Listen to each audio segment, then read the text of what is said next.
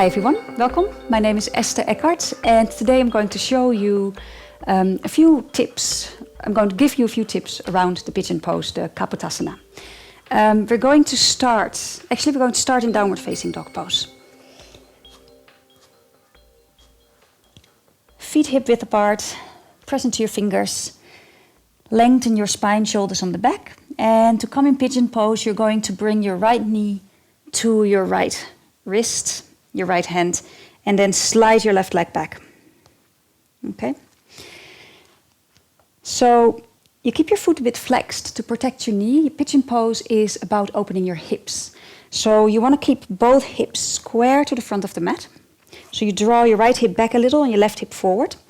If you're really, really tight in your hips and you're all the way up here and you feel really uncomfortable, then try placing a block underneath your right bum, your right buttocks or the right upper leg.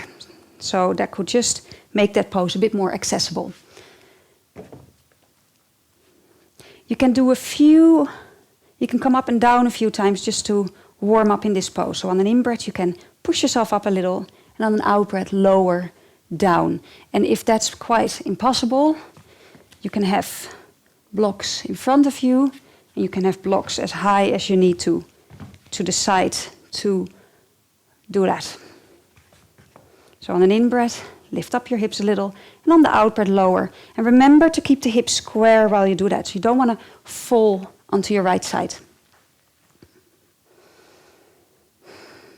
For you who are more flexible and more advanced, of course, it would be beautiful if your lower leg would be parallel to the front of the mat.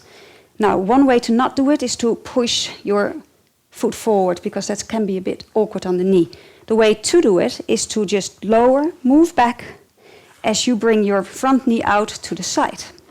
And that's how you end up with your lower front leg square, more or less, to the front of the mat.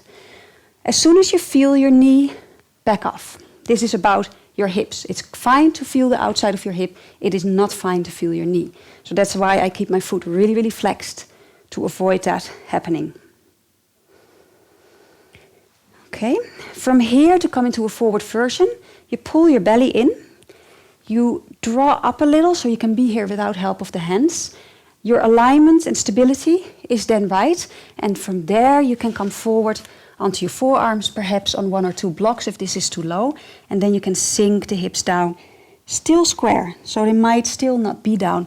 Or you could still have that block right underneath that buttock there. Okay. And maybe even all the way down, or with your legs, your arms out extended. Last variation, I wouldn't do that all in a row, but I'm just showing you a few things you can do in this pose. So if you do this in a class, you come out and then you do the next variation that I'm doing now. So you wouldn't do it straight all together. You bend your knee and you can pull your foot in. And just get a stretch more on the front of the left leg. Okay. And gently coming back out again. So there's a lot of things to come out. Back to downward facing dog pose.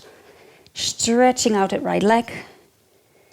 And then you absolutely 100% want to repeat this thing on the left leg. Otherwise you will feel a bit awkward all day. One side being stretched out on the other side not. So I'm not going to show you the other side. You can do that yourself. Just follow the exact same instructions.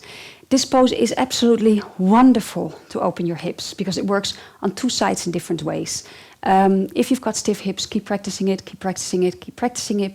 If you've got lower back issues, it could really sort it out for you. So enjoy the pose, and I hope you've learned something today. Thank you.